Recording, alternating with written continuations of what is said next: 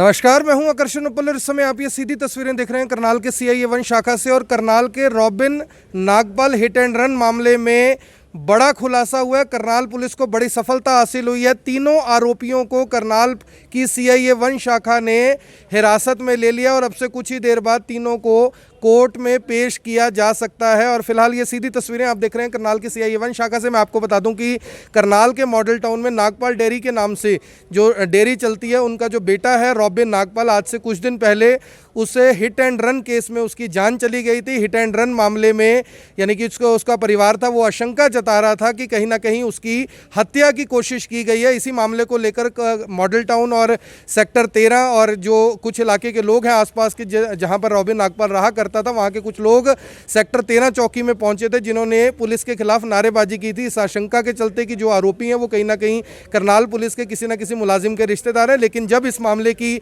जांच करनाल के एसपी सुरेंद्र सिंह भौरिया ने दी सीआईए 1 शाखा को, उस समय पता लगता है कि इस मामले में हिट एंड रन का जो मामला है, मामला ना होकर मैं आपको बता दूं कि वो मामला बताया गया कि हत्या का मामला है। क्योंकि वहीं जो रॉबिन नागपाल है उसके पड़ोस में रहने वाले जो राजू बठला है, उसी ने ये देखिए इस गाड़ी से टक्कर मारी थी और कितने बुरे तरीके से जो गाड़ी है वो क्षतिग्रस्त हुई थी। करनाल पुलिस की सीआईए 1 शाखा ने इस मामले को किस तरह से ना केवल सुलझाया बल्कि गाड़ी भी आप देख सकते हैं कि जो गाड़ी है उसे करनाल पुलिस ने बरामद कर लिया है। नंबर प्लेट आगे की टूटी हुई है और ये वो वही गाड़ी है जिससे रॉबिन नागपाल की कुचलकर हत्या की गई। और जो उसका दोस्त था अरविंद साथ में, हालांकि मारा उसे जाना था, लेकिन जो जोरदार टक्कर लगी वो टक्कर लगी रॉबिन नागपाल को। और रॉबिन नागपाल को 60 फीट तक ये गाड़ी घसीट कर लेके गई। और मैं आपको पीछे से भी एक बार दिखाना चाहूंगा कि किस तरह से करनाल पुलिस ने इस गाड़ी को भी बरामद कर लिया और तीनों जो आरोपी हैं उन्हें भी गिरफ्तार कर लिया गया। और देखिए दोनों नंबर प्लेट गाड़ी पे नहीं है, यानी कि पूरे तरीके से मामले को अंजाम देने के बाद, रॉबिन नागपाल की हत्या करने के बाद, ये हत्या का मामला मैं इसे बार बार इसलिए कह रहा हूं क्योंकि ये सुनियोजित तरीके से टक्कर मारी गई थी। दुर्घटना में अगर किसी की मौत होती है तो 304 ए के तहत जो मुकदमा है वो दर्ज किया जाता है। लेकिन पहले करनाल पुलिस ने भी 304 ए और 279 के तहत मामला दर्ज किया था। लेकिन अब क्योंकि मामले में बड़ा उलटफेर हुआ है, करनाल पुलिस की इसे बड़ी उपलब्धि कहा जाएगा, बड़ी सफलता कहा जाएगा। किस तरीके से ये गाड़ी की आप हालत देख सकते हैं, अंदर मास्क भी एक पड़ा हुआ है और काफ़ी सामान अंदर पड़ा हुआ है। और इस गाड़ी को भी करनाल पुलिस ने फिलहाल अपनी कस्टडी में ले लिया है। और तीनों आरोपी, जिसमें गौरव पिलानी जो कि रिलायंस इंश्योरेंस में बताए जा रहे हैं कि काम करते थे, गौरव पिलानी, दूसरे का नाम नीरज है जो भारतीय जनता पार्टी के किसी पदाधिकारी का भाई बताया जा रहा है, और तीसरे का नाम राजू बठला है जो इस मामले का मुख्य आरोपी है। अपनी गाड़ी इन्होंने नहीं उपयोग में ली क्योंकि राजू बठला के पास एक जीप गाड़ी है, जीप कंपास गाड़ी है, और दूसरी गाड़ी उसके पास फोर्ड इको स्पोर्ट है। लेकिन ये गाड़ी किसकी है, ये बड़ा सवाल अपने आप में जरूर है। अब से कुछ ही देर बाद जो करनाल पुलिस की सीआईए 1 शाखा है वो इस मामले में प्रेस कॉन्फ्रेंस कर बताएगी। उन तीनों आरोपियों को दिखाया जाएगा जिन्होंने ये पूरे का पूरा मामला अंजाम दिया। अब सवाल यहाँ पर ये उठता है कि एक घर का जो चिराग बुझ गया उसका जिम्मेवार आखिर कौन है। ये देखिए, ये गाड़ी पर खून के निशान आपको दिखाई दे रहे हैं और जाहिर तौर पर ये रॉबिन नागपाल के ही हो सकते हैं। कितना, यानी कि पूरे का पूरा परिवार इस समय परेशान है, किस तरह उन्होंने अपने बेटे को खोया। और गाड़ी का दूसरा हिस्सा भी देख लीजिए किस तरह से, कितनी जोरदार तरीके से, सुनियोजित तरीके से जो टक्कर है वो मारी गई थी। करनाल पुलिस अगर इस मामले में सजगता से काम ना करती तो जाहिर तौर पर इस मामले में इन तीनों के ऊपर अब हत्या का मामला दर्ज ना होता। अब देखना होगा कि करनाल पुलिस इसमें क्या कहती है। हालांकि परिवार इस बात का बार बार दावा कर रहा है कि अब जो हत्या का मामला है वो दर्ज होना चाहिए, हत्या के प्रयास का मामला, क्योंकि अरविंद इस समय अस्पताल में है, तो हत्या के प्रयास का मामला भी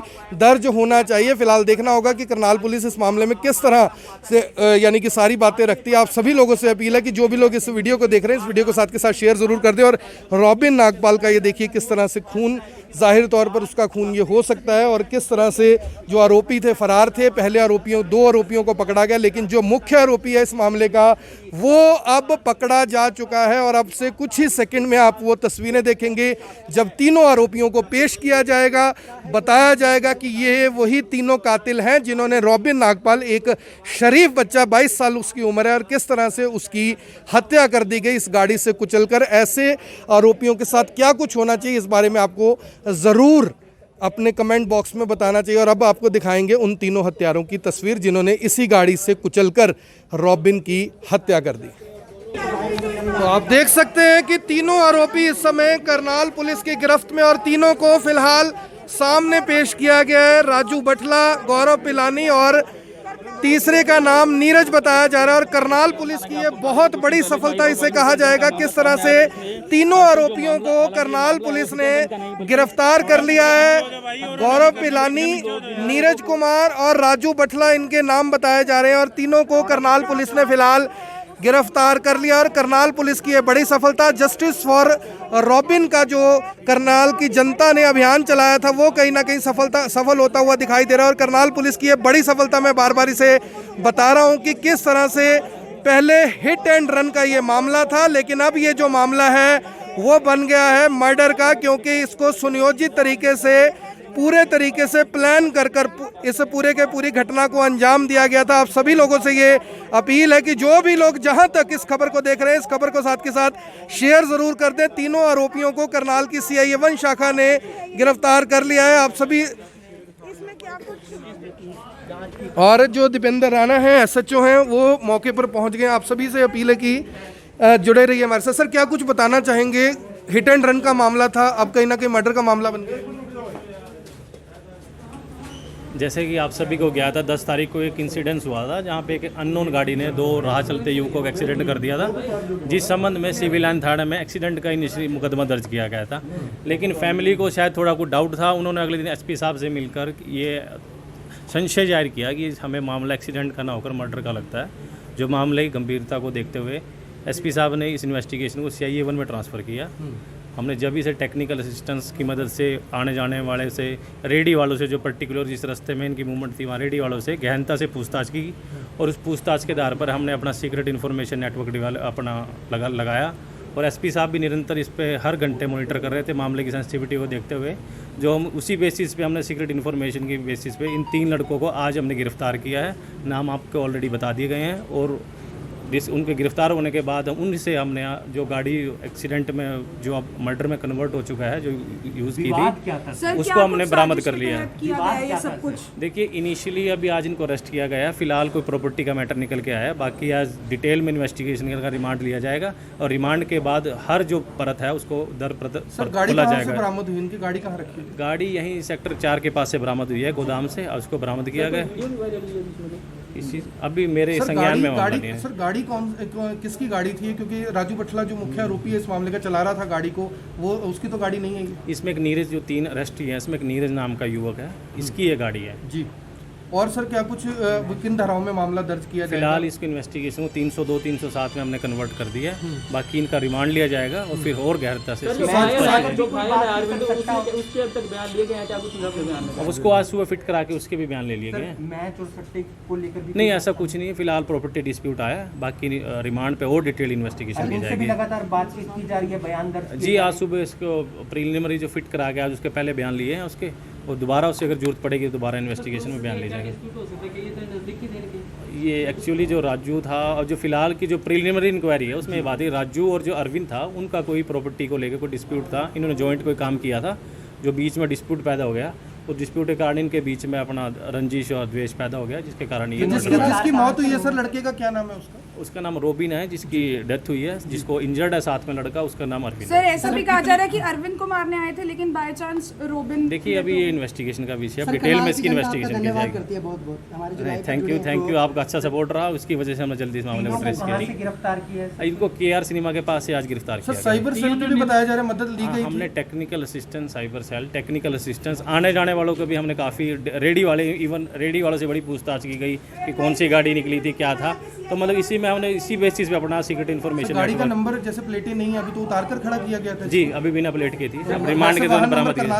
हाँ, करनाल रजिस्टर्ड है। जब हत्या की गई तब नंबर था उस पे?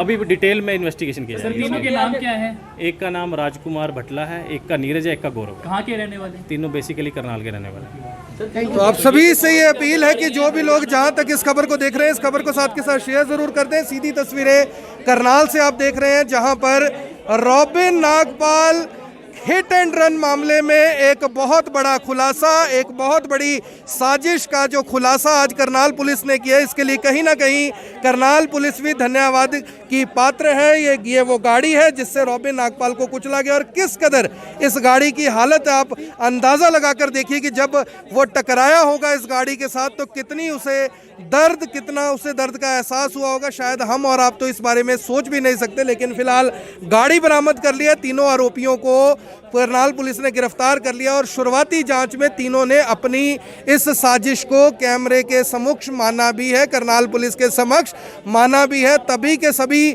जो आरोपी हैं, तीनों आरोपी इस समय करनाल पुलिस की गिरफ्त में है, और इनमें से 2 लोग करनाल की, मैं आपको बता दूं कि बीजेपी से जुड़े हुए लोगों के रिश्तेदार बताए जा रहे हैं। उसके बावजूद, यानी आप समझने का प्रयास कीजिए कि कितना दबाव होगा पुलिस के ऊपर, लेकिन फिर भी इस मामले में तीनों आरोपियों को करनाल पुलिस ने न केवल गिरफ्तार किया बल्कि प्रेस कॉन्फ्रेंस कर तीनों को सामने पेश किया कि किस तरह से इन्हीं तीनों हत्यारों ने रॉबिन नागपाल की जान ली थी। ये अपने आप में बहुत गंभीर, बहुत बड़ा मामला है।